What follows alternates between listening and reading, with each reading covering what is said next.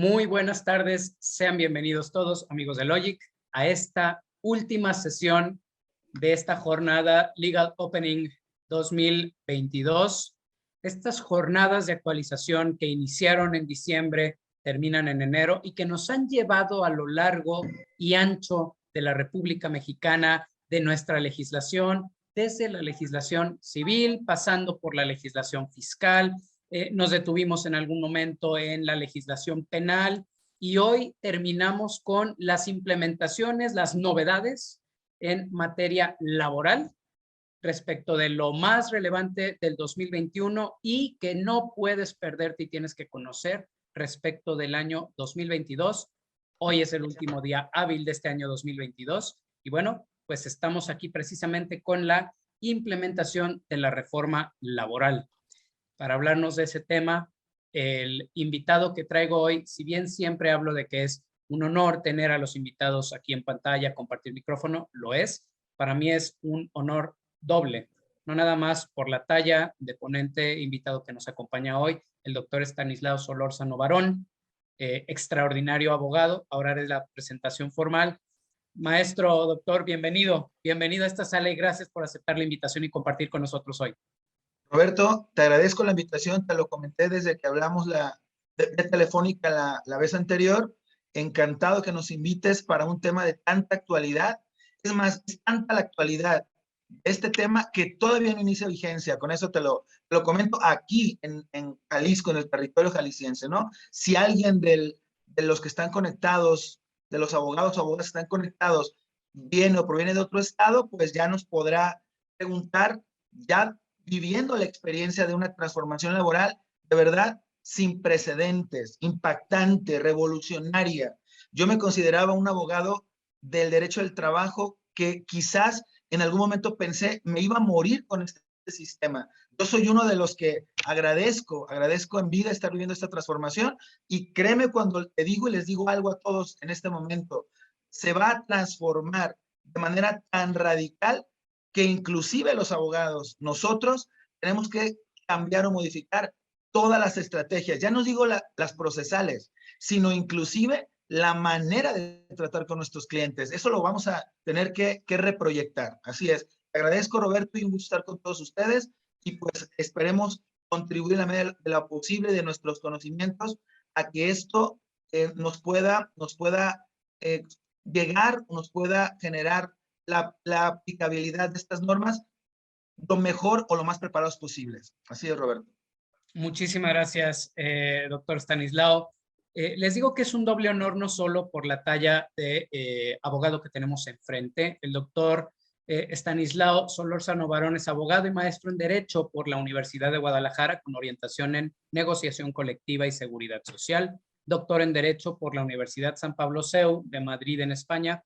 Doctorando en Derecho de la Universidad de Guadalajara, profesor en la Universidad Panamericana, Campus Guadalajara, desde 1999 a la fecha, con la cátedra de Derecho Individual del Trabajo, Derecho Procesal del Trabajo, especialista en Derecho de la Seguridad Social, así como en Derecho Individual y Colectivo del Trabajo. Ese es el primer honor. El segundo honor es a título personal, porque fue maestro y mentor de quien hoy les habla y les ha llevado a lo largo de esta jornada. Entonces, el honor es doble por tenerlo aquí hoy como acompañante y compartiendo el micrófono. Nuevamente, maestro, bienvenido y muchísimas gracias. Gracias. Empecé adelante, listo. Adelante. Muy bien. Pues quisiera empezar por aquí, maestro. Por favor, háblanos de cuáles fueron los principales cambios en materia laboral. Si bien estamos hablando de una reforma que nos llevó o que ocurrió en el 2019, su implementación ha sido gradual y ha sido, como dices, toral. Ha ido a la médula del derecho laboral, pero de pronto hemos escuchado opiniones encontradas. Algunos dicen, nada cambió más que para los abogados y el modo de tramitar. Y hay otros que acabamos de escuchar que dicen, no, es que cambió radicalmente porque pues, el método, las herramientas para hacer valer los derechos laborales cambian radicalmente. Luego entonces también la práctica y las estrategias respecto de los derechos sustantivos. Nosotros detectamos 4 áreas que están en pantalla, pero en tu opinión, ¿cuáles son este o estos principales cambios que trajo la reforma laboral y que estamos por terminar de ver implementados en este año 2022. Fíjate que los 4 escenarios que ahí aparecen en la pantalla son, si no la totalidad de ellos, fundamentalmente son los más importantes.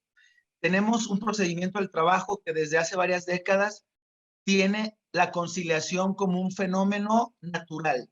No por nada los tribunales del trabajo, las llamadas juntas de conciliación y arbitraje, pues hasta en su título, hasta en el título del órgano jurisdiccional, llevaban esa función. Podemos afirmar que la conciliación fue un proceso que fue perdiendo gradualmente su importancia en los juicios laborales. Quizás nosotros que litigábamos o litigamos asuntos en materia federal ordinaria y materia local ordinaria, yo no recuerdo, en mi vida profesional de más de 20 años manejando asuntos del trabajo federales, yo no he llevado una sola conciliación contra alguna de las entidades patronales o de seguridad social en un juicio de aquellos del apartado, del 123 apartado A, fracción 31, que son los federales. Ni una sola conciliación. O sea, llegábamos a las audiencias y el funcionario redactaba la elaboración del acta y ya nos decía, tienes el uso de la voz para ratificar la demanda. O sea, abrían la etapa conciliatoria en el papel, pero no había conciliación, literal era letra muerta. En las juntas locales del país sí se abría la conciliación, en algunas juntas se intentaba, se relajaban los ambientes para tratar de acercar a las partes, un poquito más de vehemencia para tratar de lograrlo. Pero yo creo que uno de los cambios, el primero más importante, es que la conciliación se vuelve algo totalmente obligatoria. No era obligatoria. Se intentaba conciliar a las partes, pero en esta reforma yo creo que el gran éxito es haber encontrado el mecanismo para generar una participación activa en los conflictos tradicionales, patrón-trabajador, trabajador-patrón, y sentarlos a negociar. Eso para mí es fundamental. Si le podemos dar lectura a alguno de los documentos que ha elaborado la Secretaría del Trabajo y Previsión Social Federal en torno a la experiencia de los años o el par de años que se llevan ya en el país, en los más de 20 estados que la reforma se está aplicando, ellos ya presumen que la conciliación es todo un éxito. Y aquel deberán conciliar que aparece en la ley, deberán acudir a una audiencia conciliatoria, se logró a través del mecanismo de mayor coercitividad que yo podía encontrar. Aquel que refiere el trabajador antes de poder demandar, obligatoriamente debe agotar la etapa conciliatoria, la llamada conciliación prejudicial. Si no plantea la conciliación, los tribunales del trabajo no podrán conocer de su procedimiento, de su juicio, de su reclamo. Turnarán llamémosle, turnarán el reclamo al ente conciliador y dejarán a salvo los derechos para que se agote. O sea, creo que es la manera adecuada. No había otra. No había otra. El tema de las multas, medios de apremio, o sea, cualquier otro tema hubiera sido infructuoso. El por qué hoy se está acudiendo a conciliar viene en principal medida por tener que presentar el documento con el que acredito que acudí a conciliar para dar inicio con la recepción y admisión de mi demanda. Eso es clave, totalmente clave. La otra parte de la conciliación está el éxito, por qué hoy en los juicios ante las juntas no se es exitoso y por qué en los procedimientos conciliatorios prejudiciales sí se está logrando esa finalidad, radica en el hecho de que la conciliación, el trabajador es el que tiene que acudir.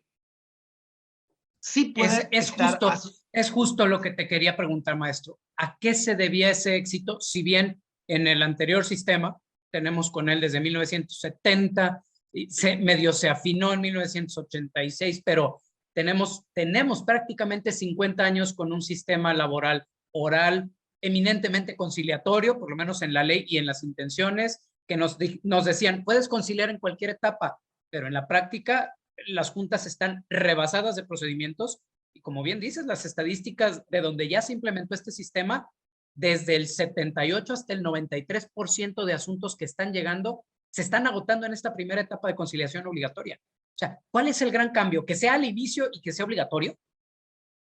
Fundamental es esa conjunción, que sea al inicio y que sea obligatorio con participación del trabajador.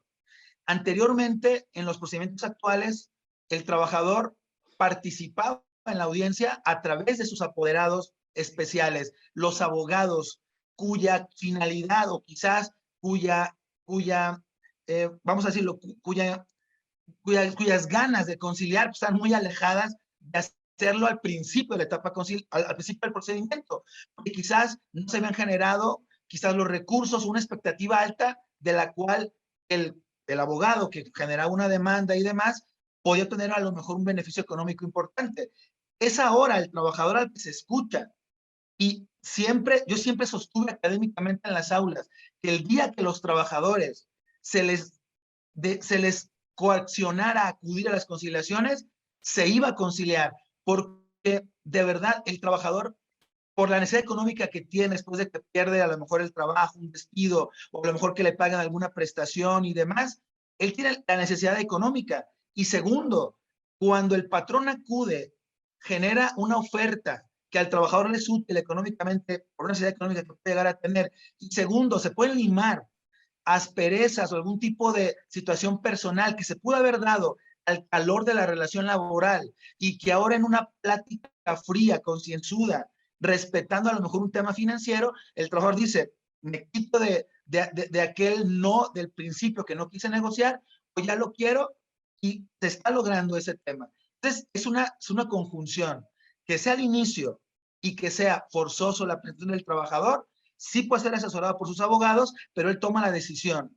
Y también algo importante, no quiero que se pierda de vista, en el proceso de conciliación no participa el tribunal, no es el Buenísimo. tribunal como hoy son las juntas, son entidades públicas, vamos a decirlo así, totalmente capacitadas para conciliar.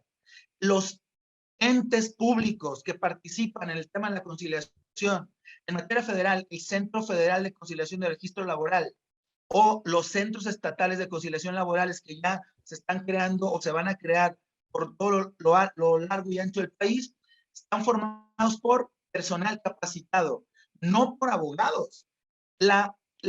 Digamos que la forma para cumplir los requisitos de llenar esas plazas dice profesionales de la conciliación, gentes capacitadas para conciliar y que conozcan el derecho laboral, no como hoy en las juntas hay abogados y que quizás conocen un poco de la conciliación. Los centros de conciliación están al revés. Profesionales de la conciliación que conozcan tópicos laborales. Entonces, creo que Totalmente. también eso redunda.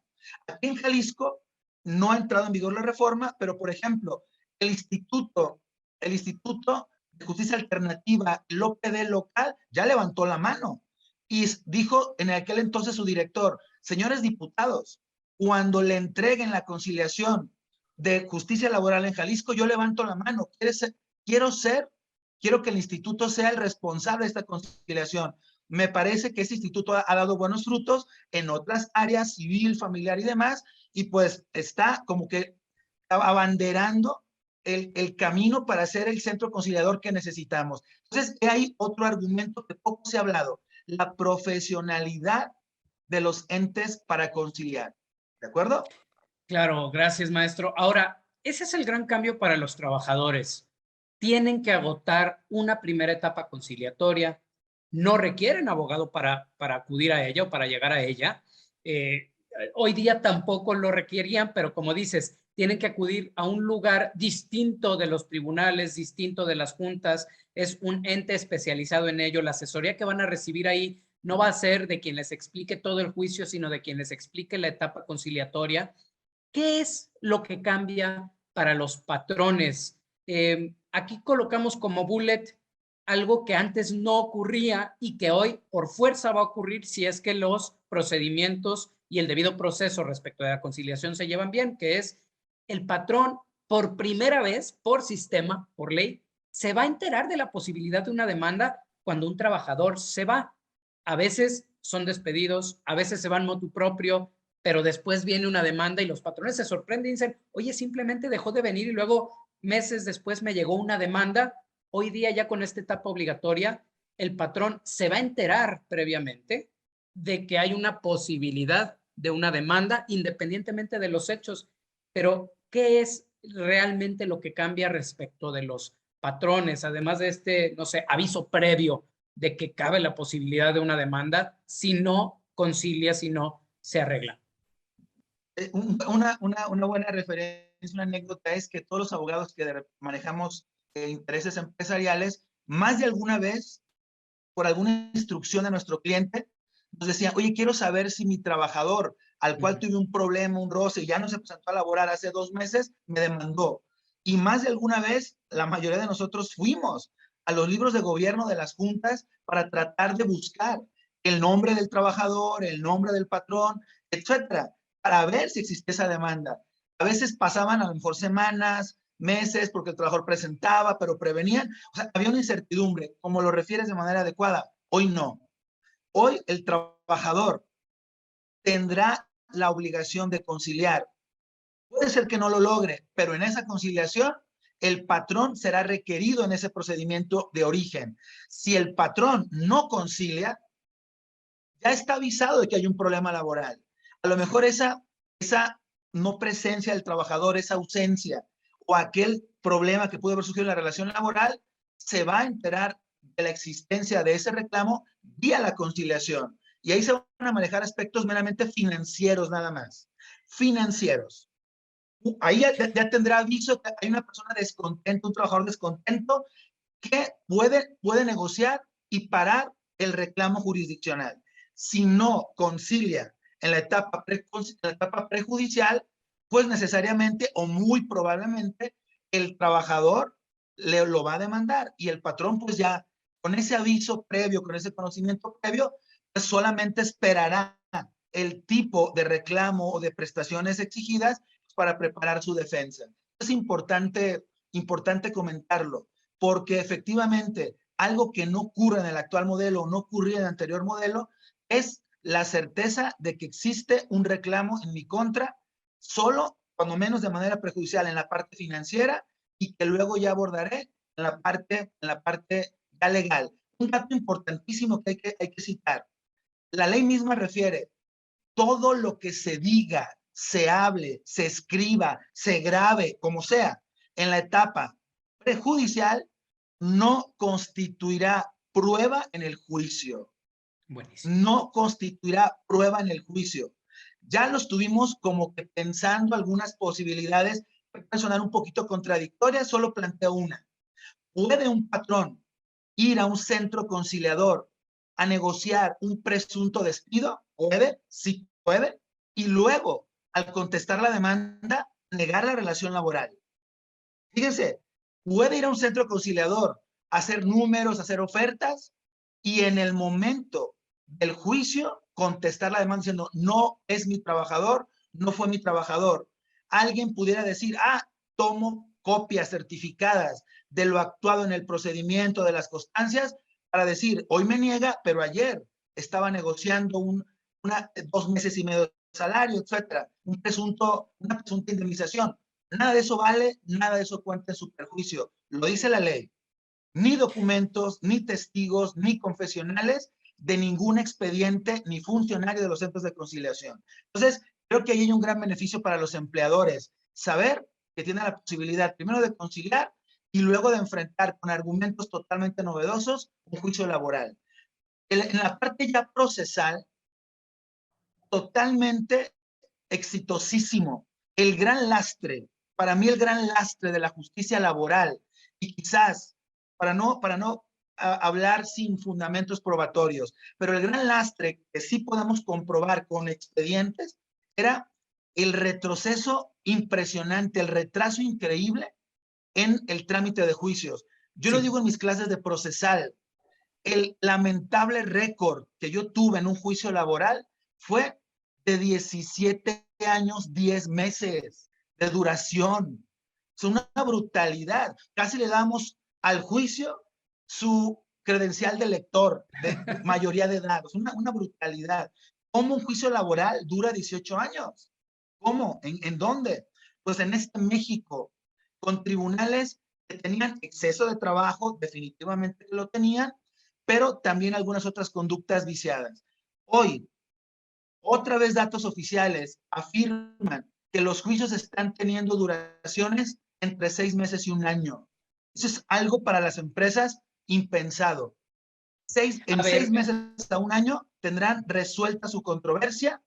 Esto les generará no estar destinando ni recursos financieros ni humanos en la atención de un juicio. Y dos, en el caso de que tengan que hacer erogaciones por condena en las sentencias, muy seguramente los montos a pagar serán menores, puesto que el factor salarios caídos con intereses, que son los que se aumentaban con el transcurso del tiempo, al ser juicios de gran celeridad, se reducirán de manera muy, pero muy importante. Ya me parece que justo estamos con maestro, este es procedimiento. una de las objeciones que aún a este sistema se le ponen un poco en retrospección, pensando que es más de lo mismo y que solo cambió la letra de la ley. Y Rossi lo plasma muy bien. Dice, lo más grave es que para un trabajador estar 6 meses, un año, año y medio, 17 años sin llegar a ver una indemnización por un despido que en su momento le afectó tremendamente, era terrible. Y el mismo desgaste para los patrones. Hoy nos dices que el récord, no en el papel, en el papel los juicios laborales están pensados para durar 3 a 6 meses y quizá ahí sí el tiempo que dure el amparo en los colegiados, pero que de algún modo no está vinculado directamente a la reforma. Eso así siguen funcionando los tribunales colegiados, pero la reforma laboral prevé juicios de no más de 3 a 6 meses y nos dices que ya a 2 años, donde sí se ha implementado, sí están durando 6 meses, un año máximo hasta poder llegar a esa sentencia. Estás diciéndonos que inclusive los salarios caídos que están topados ya a 12 meses, puede ser que ni siquiera se actualicen en su totalidad. Así es. No, cuando hablo de 6 a 12 meses, me refiero con todo y amparos, ¿eh? Con todos amparos Extraordinario. indirectos. Y tengo referencias de tribunales, por ejemplo, federales, directas de funcionarios, amigos, colegas, jaliscienses, que han emigrado a trabajar en esos tribunales, que me han dicho en sus tribunales sedes no se ha presentado, o mejor dicho, no se han parado a ningún quejoso que por pérdida de una sentencia desfavorable. O sea, ¿esto qué me dice? Los amparos directos son rápidos, que las sentencias están bien formuladas, y esto me parece que va a desincentivar considerar que el amparo directo es como una segunda etapa obligatoria de los juicios. Ampararte por ampararte, cuidado. Claro. ¿De acuerdo? Ya no está pasando. 6 a un año con amparo. Y conozco tribunales donde no se ha concedido ni uno solo. Por la Excelente. razón que tú quieras. En un año, año y medio de vigencia es, o sea, de verdad sorpresivo a más no poder. Correcto. Adelante. Maestro, hay excepciones a la conciliación obligatoria, concretamente el artículo 685 ter de la Ley Federal del Trabajo, uno de los adicionados, nos menciona diversos supuestos. Eh, Algunos de ellos tienen que ver con violaciones flagrantes a derechos humanos, no solo a derechos laborales, que son derechos humanos, sino a derechos humanos sustantivos. Discriminación en el empleo por causas de género, de embarazo, orientación sexual, también otros supuestos donde no suele haber litis, que además y lamentablemente pues se actualizaron precisamente durante este periodo en el que todavía estamos inmersos de pandemia, que tienen que ver con la designación o la declaración de beneficiarios. Y concretamente hay un tercer supuesto que tiene que ver con prestaciones de seguridad social. ¿Puedes hablarnos de esto? ¿En qué tocó esta reforma, que en apariencia solamente es de proceso, a todo lo que tiene que ver con la seguridad social?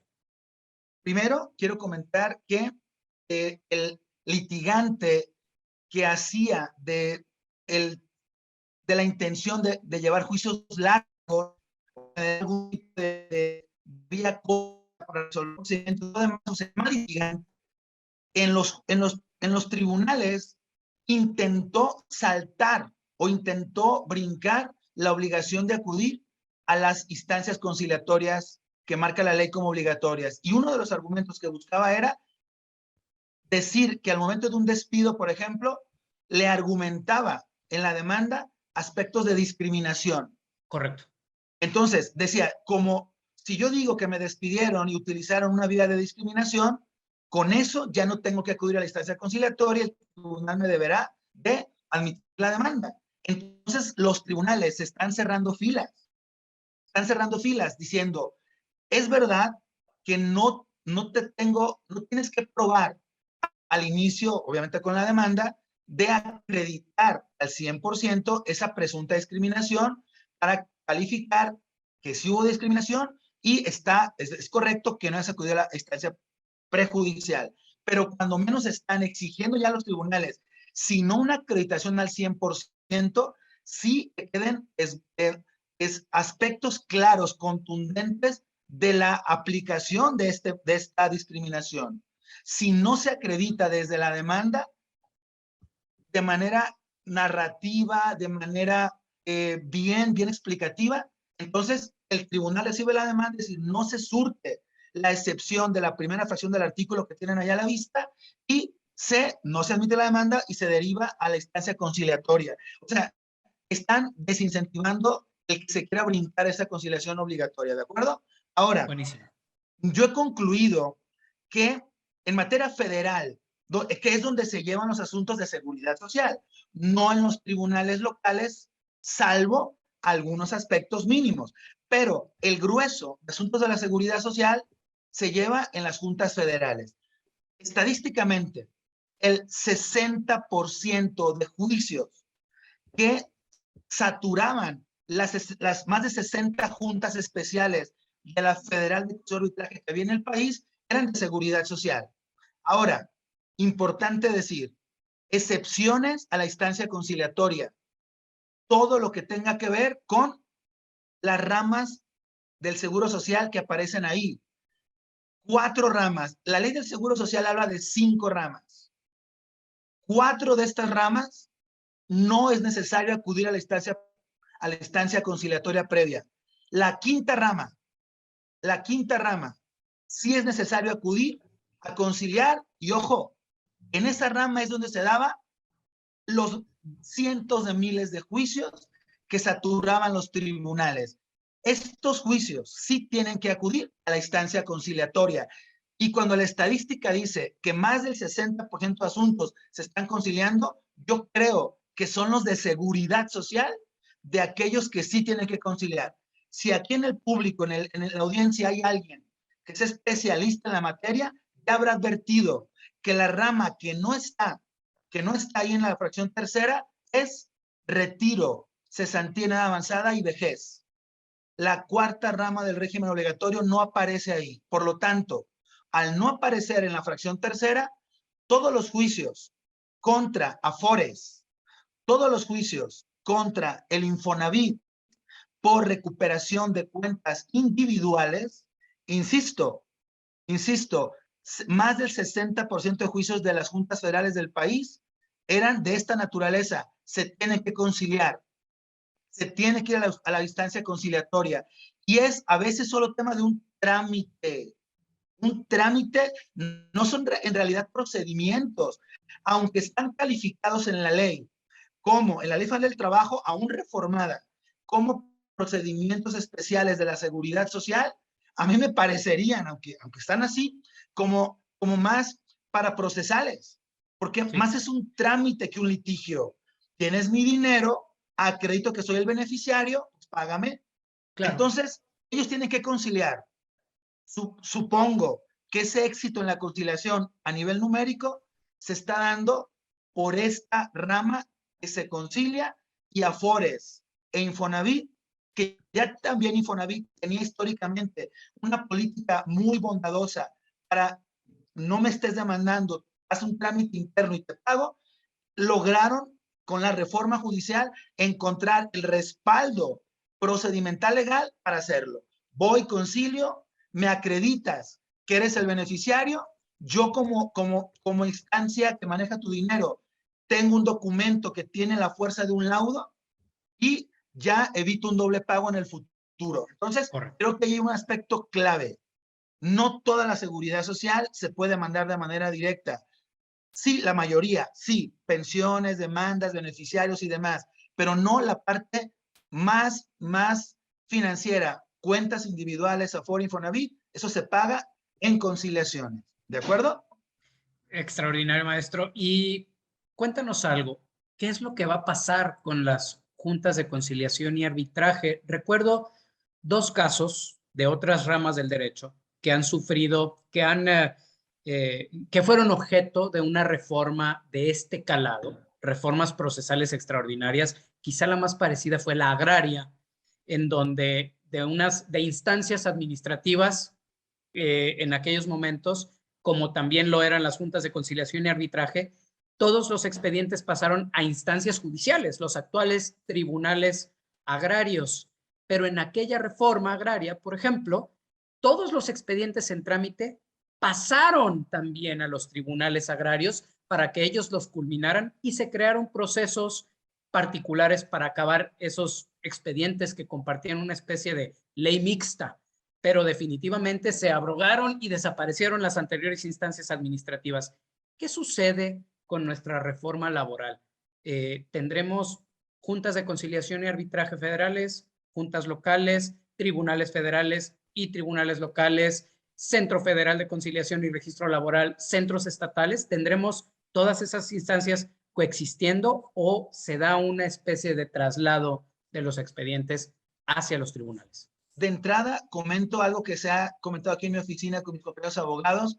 Todo parece indicar que esta pluralidad de instancias conciliatorias y de tribunales nos va a hacer contratar más abogados. No hay posibilidad de atender tantos juicios, los antiguos en las juntas locales o federales, los nuevos en tribunales federales y locales, porque no van a estar o no están, ni van a estar aquí en Jalisco, domiciliados ni siquiera de manera tan cercana. No sé si sepan que el proyecto de la Ciudad Judicial Laboral, lo último que tenía referencia era que está proyectado para la zona de Tezistán. No sé si tú lo conozcas. Entonces, si eso ocurriera, quedarían geográficamente muy lejanas las instancias. Y para atender en una mañana, horarios cercanos, 2 juicios, que antes a lo mejor, por ser en la misma junta, nada más caminaba unos metros, hoy no lo voy a poder hacer. Y dado que está profesionalizada la materia laboral, tendré que contratar más abogados de entrada. Entonces, correcto, estamos hablando de una distancia para quien no conoce quizá aquí el estado, pero por si alguna vez tiene que venir y están de fuera del estado, equivale a tener tribunales prácticamente a 30-35 kilómetros de distancia de punta a punta fuera de la ciudad. Correcto, es un grave problema. Y yo creo, en la parte legal, dada la magnitud y la profundidad de la reforma, no era posible, no era viable, bajo ninguna circunstancia, que los juicios que estaban en trámite o están en trámite en las juntas de conciliación pasaran a los tribunales judiciales. No había manera. No había manera. La mejor forma que lograron para lograrlo fue a partir de las entradas en vigor por etapa. Los nuevos procedimientos serán conocidos por los tribunales y los anteriores hasta su agotamiento final por los tribunales competentes, que llamamos juntas, hasta su finalización. Ahora surge la gran pregunta práctica. ¿Cuánto tiempo tardarán las juntas de conciliación y arbitraje en agotar esos juicios? Sabiendo los funcionarios que ahí laboran que mientras existan juicios tendrán trabajo. Hemos hecho alguna opinión o alguna idea. Suponemos en la medida que como ya no están recibiendo demandas nuevas, se les van a ir reduciendo los temas presupuestales, irán reduciendo el tema, obviamente, de trabajadores, irán reduciendo los espacios y, pues, evidentemente, los que se queden en las juntas seguirán teniendo mucho trabajo. O sea, no hay manera de que alguien diga, como ya no recibo, me voy a quedar sin trabajo. No, seguirás teniendo demasiado trabajo, creemos que eso va a ocurrir, pero te van a ir pasando los demás juicios. Tal vez llegará el día que aquí en Jalisco, por ejemplo, las juntas locales, aquí las de Guadalajara, que están asociadas por materia, de repente veamos que lo que a lo mejor el conocimiento de la junta 1, 2, 3 y 4 se lleven en una sola junta, todas esas áreas productivas o de servicios. Puede llegar a pasar, no lo sé, pero es lo adecuado. Los van a reducir presupuestalmente, con lo que eso de manera negativa conlleva. O sea, los que nos quedemos con juicios vigentes a tramitarse hasta su último acto jurídico en una junta local, vislumbro mala perspectiva en cuanto a la rapidez y en cuanto a la calidad. Entonces, eso es lo que digo, un comentario estrictamente personal. Ojalá que me equivoque, pero no le veo otra opción. ¿De acuerdo? Coincidimos y es un efecto, y me gusta lo que dices, es una opinión puramente personal, pero que surge precisamente de la experiencia y de la práctica. Si el funcionario sabe que al culminar con todos sus expedientes se acaba su trabajo, él no tiene incentivos para hacerlo ágilmente, por un lado. Y por otro lado, en la medida en que se reduce el personal para reducir el presupuesto, siempre continuarán saturadas las juntas, las locales y las federales, aun cuando el cúmulo de expedientes se vaya reduciendo. No hay buen augurio para esos expedientes viejos. Quizá el incentivo para los abogados que los llevan es termínalos cuanto antes y con un mal arreglo, porque ve tú vas a ver cómo sean ejecuciones, laudos y demás acuerdos que vengan hacia esa etapa final, ¿cómo decirlo?, de agonía de este anterior sistema. Exacto, correcto. Ahora, respecto a los cambios de autoridades, sí, literalmente, yo no diría cambios, yo diría inclusive hasta una sustitución, una creación de entes públicos que no aparecen en el mapa. En el tema de los procedimientos o de los nuevos juicios laborales judiciales, tenemos entes totalmente novedosos. Sí subsisten el trabajo, la participación activa de la Secretaría del Trabajo y Protección Social a nivel federal y local. Sin lugar a dudas, pues siempre tendrá un margen de decisión y participación natural al tema laboral. Pero donde hay novedades es en la creación o de los tribunales federales o locales o de los centros de conciliación federales o locales. Una anécdota que vale la pena citar entre esta nuevos órganos que van a ser creados es lo que es la implementación en la tercera etapa de la cual Jalisco está inmediatamente como que ya con miras de su aplicación próxima. En materia federal, Jalisco forma parte de la tercera etapa que estaba proyectada por disposición de la reforma del 2 de mayo de 2019 en materia local en un margen límite de 3 años. O sea, en Jalisco debería estar implementada la justicia laboral local, judicial, el 1 de mayo. ¿De acuerdo? El 1 de mayo. Correcto. Pero ya gobernadores de los estados de la República, incluyendo Jalisco, en materia local, han presentado una seria solicitud a la Secretaría del Trabajo para decirle, no vamos a alcanzar de aquí al 1 de mayo implementar la reforma a nivel local. No vamos a alcanzar. Pedimos a la Secretaría del Trabajo que por su conducto presente una iniciativa que la dirija al presidente para que se lleve al Congreso de la Unión y se retrase, se reforme el transitorio de entrada en vigor a 3 años, se retrase hasta octubre. Es un documento oficial que ya anda circulando en redes y se los paso al costo para su conocimiento. Entonces, los estados de la República, Jalisco incluido, si volteamos al entorno, creemos que esto es verdad. Jalisco no ha iniciado la solicitud para concursar el cargo de juez, de secretario, de actuario, de auxiliares judiciales de los nuevos juzgados del trabajo. No hay al día de hoy una convocatoria y dado que la reforma constitucional exige que así se haga, todo parece indicar que a 3 meses y 3 días de vigencia no vamos a estar listos para el 1 de mayo. Si se llegara a reformar el transitorio de vigencia y lo dilatáramos o difiriéramos, será para octubre de 2022. Ahora, lo preocupante es que la Federación, el Poder Judicial Federal también ya levantó la mano y dijo, a ver, yo sugiero, el Poder Judicial Federal tiene totalmente agendada su fecha de iniciación de los nuevos tribunales del trabajo en materia federal el 2 de mayo del 2022. Ellos tienen 4 años para la vigencia, pues en 3 años.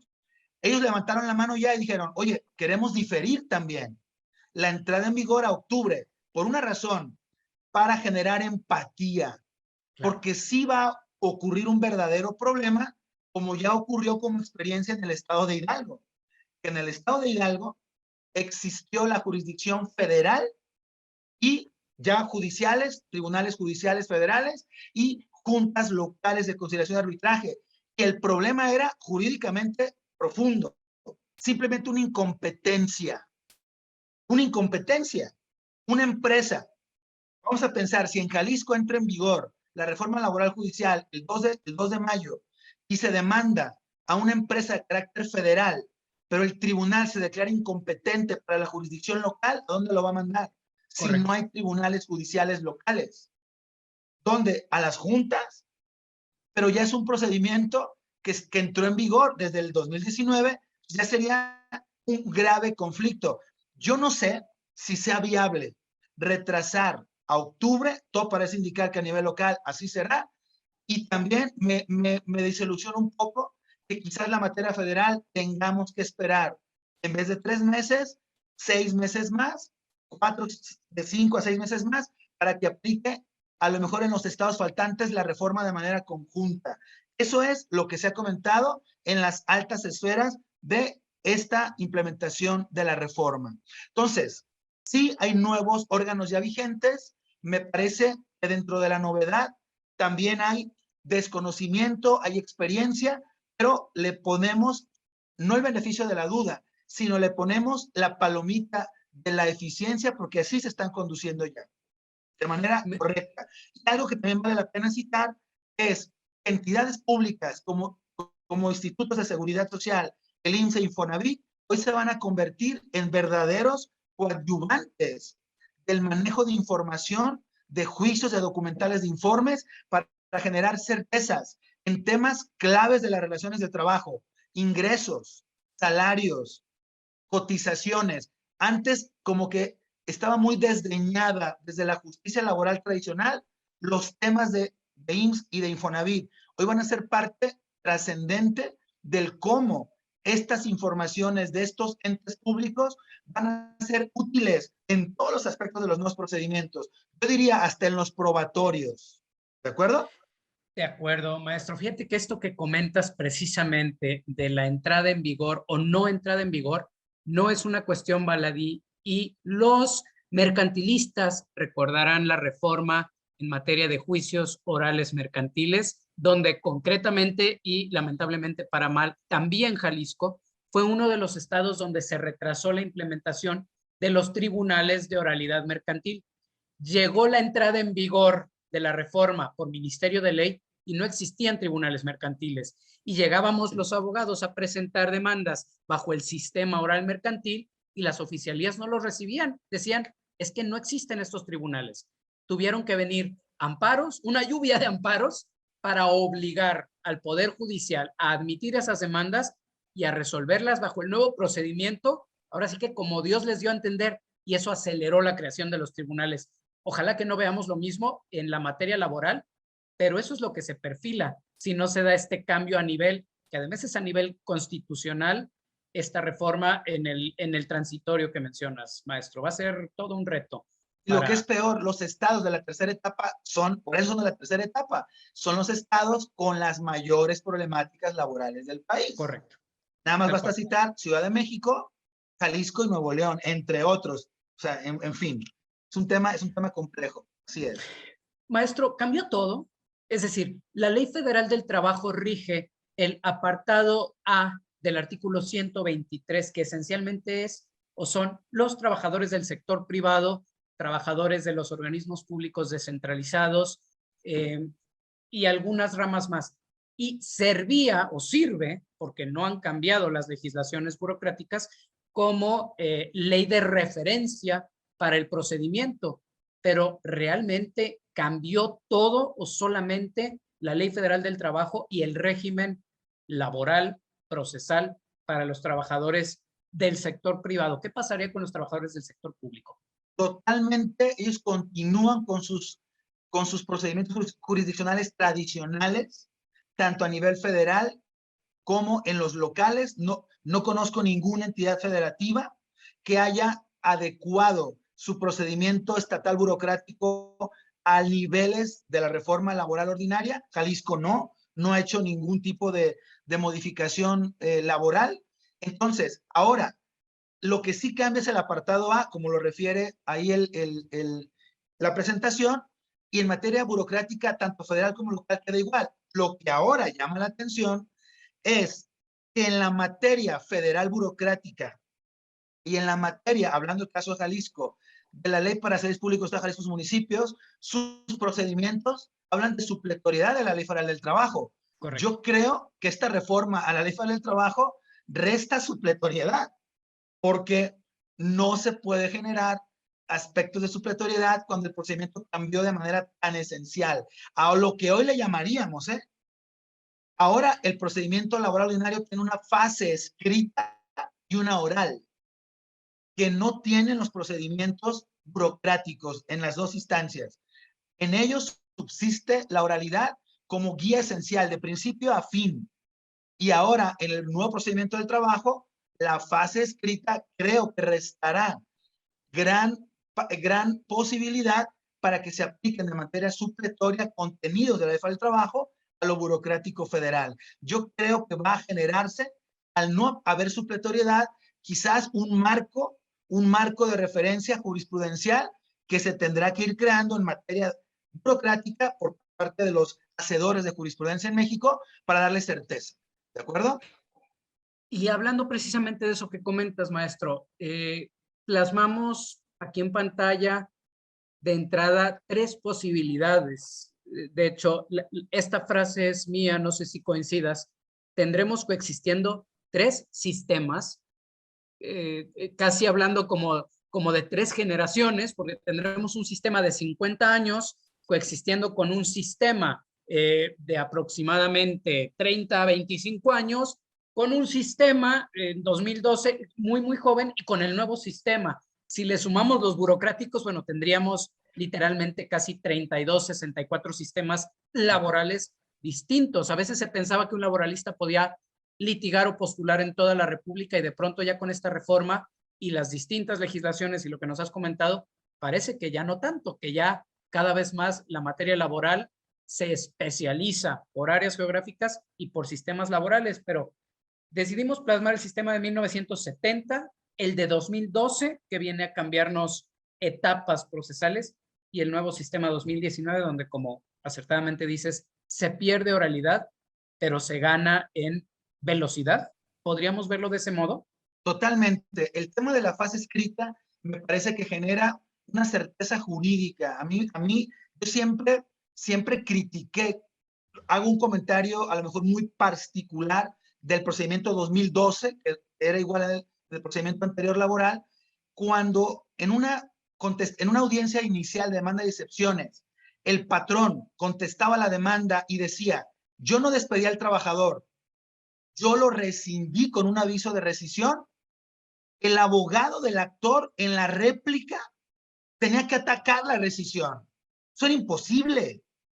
En una réplica que la ley recomienda breve, él se enteraba que el trabajador, a lo mejor el trabajador tampoco lo sabía, que el abogado menos sabía que su cliente no había sido despedido, había sido rescindido. Ahora, cambia radicalmente la dinámica del juicio. Todo absolutamente cambiaba. Cómo en una réplica breve generar una estrategia de defensa o de ataque a las causales de rescisión en leyendo la contestación y en una brevísima manifestación de réplica. Era imposible de verdad. Hoy, con la fase escrita, advierto que se gana certeza jurídica porque el actor que conozca aspectos novedosísimos en la contestación de la demanda del patrón, le van a correr traslado y él con varios días, con días, tendrá la oportunidad de hacer una réplica y además generar nuevos mecanismos de prueba contra la contestación. Eso ya lo permitía la ley, contra mecanismos de prueba. En audiencias se pueden ofrecer nuevos mecanismos de prueba. Las juntas, como no lo sabían, nunca lo permitían, te lo desechaban, decían, abogado, mejor que el juez de amparo me reponga el procedimiento. Pero hoy eso se gana en certeza. Puedo atacar una contestación de demanda en una réplica escrita con varios días de tranquilidad desde una oficina, hacer el documento y ofrecer pruebas diferentes, adicionales, a las que agregué mi escrito de demanda. Entonces se gana en certeza jurídica y en rapidez, fundamentalmente en ambos. Y sí, en cuanto entre en vigor la reforma, yo seré uno de los despachos de abogados que tendré juicios que iniciaron antes del 2012, que llevo iniciados en 2012 y que seguramente iniciaré en cuanto entre en vigor la reforma. Y tendré que aplicar 3 procedimientos diferentes. Yo guardo en mi oficina como si fuera en mi caja de seguridad la ley federal del trabajo antes de la reforma del 2012, porque en internet casi no hay, como comentario personal, busco una reforma, una ley federal del trabajo antes de la reforma del 2012, casi no las hayas. Las tengo escritas bajo llave en mi oficina. Perdón por el comentario muy personal, pero así es. Gran problemática de estos 3 procedimientos, coexistiendo en la Totalmente. actualidad.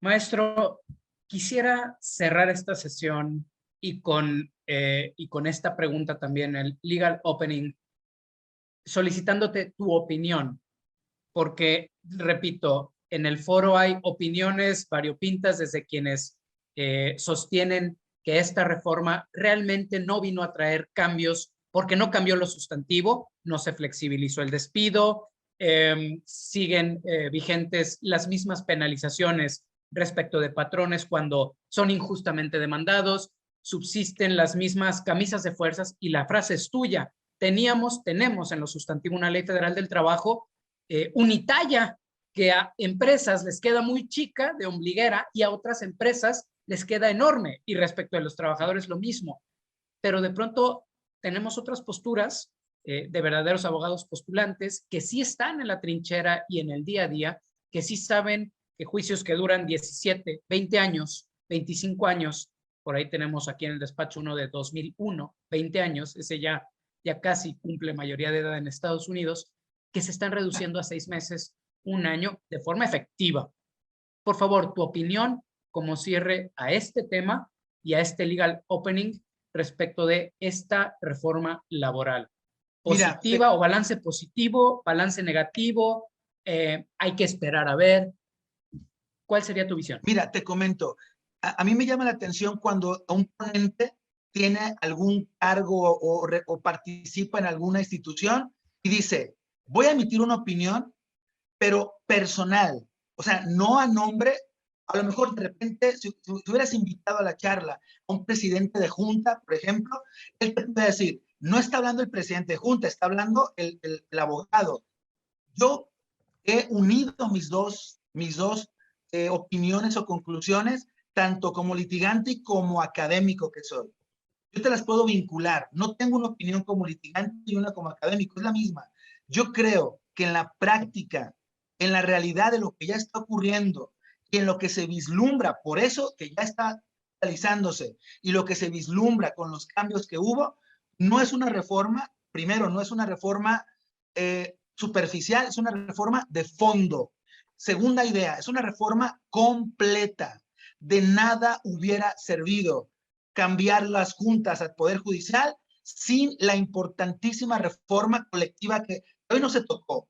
No sé, no, al menos yo no hablé del tema, pero la impresionante reforma colectiva en la materia sindical, que también es impactante. Esa reforma dual, el proceso y lo colectivo, me parece que están llamadas a poner a México con un procedimiento de primer mundo, con países de Europa o que a lo mejor no de primer mundo económicamente, pero sí de gran tradición tuteladora de hechos sociales en América Latina. Entonces, me parece que la reforma es adecuada, es funcional y todos los actores, todos los involucrados van a terminar, esa es mi proyección, van a terminar sintiéndose satisfechos, tanto el empresario como el trabajador, en la viabilidad de lo que como novedad estamos viendo a poca distancia. Yo creo que en algunas décadas diremos que esta reforma, creada en fases, no a lo mejor no de manera simultánea y demás, está llamada a cambiar la dinámica laboral en nuestro país. Y sí creo que hubo cambios estructurales en todos los niveles.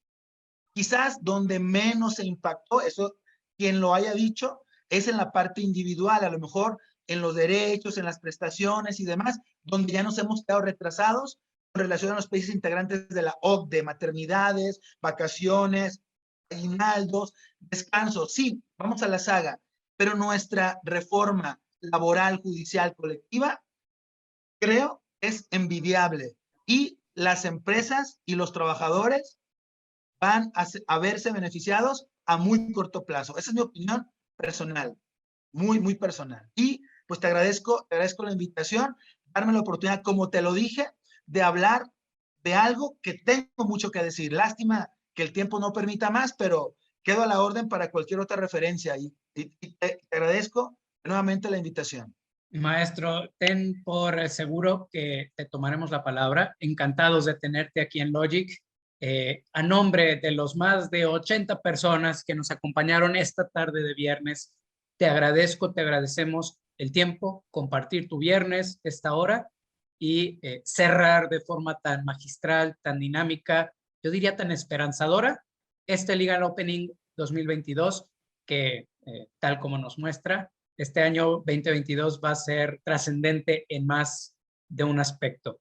Te traslado las gracias y las loas del público, y a ustedes le agradezco también por habernos acompañado el día de hoy y a lo largo de estas jornadas. Que tengan excelente fin de semana y ahora sí, con todas las de la ley, excelente 2022. Gracias, maestro. Gracias. A ti, Roberto.